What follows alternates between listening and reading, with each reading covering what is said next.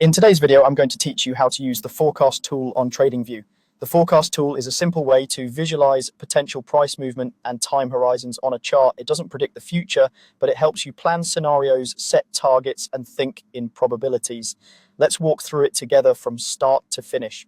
First, head over to tradingview.com. You can use the platform in a browser, and it works well whether you're signed in or not. If you already have layouts or watch lists, those will load automatically.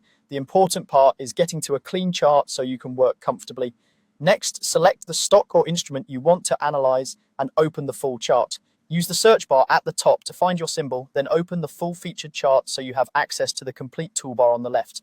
Before you start, pick a time frame that matches your goal. For short-term ideas, a 5-minute to 1-hour chart works well. For swing or longer-term scenarios, 4-hour to daily charts are usually better.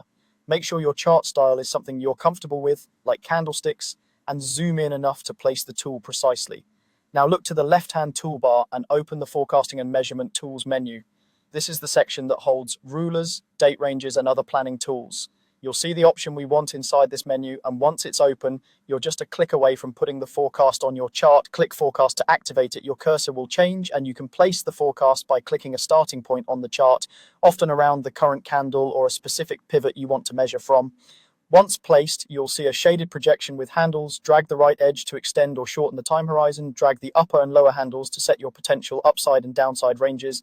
As you adjust, you'll notice the labels update with price levels, percentages, and the number of bars or days, which makes risk to reward planning much clearer. To move the entire object, click and drag the center area. If you want to refine the appearance or numbers, double-click the forecast to open its properties and adjust colors, labels, or precise values. If you make a mistake, just select it and delete. That's all there is to it. Use the forecast tool to map scenarios, communicate plans clearly, and stay objective. Remember, it's a planning aid, not financial advice. Take your time, zoom in for precision, and match your time frame to your strategy.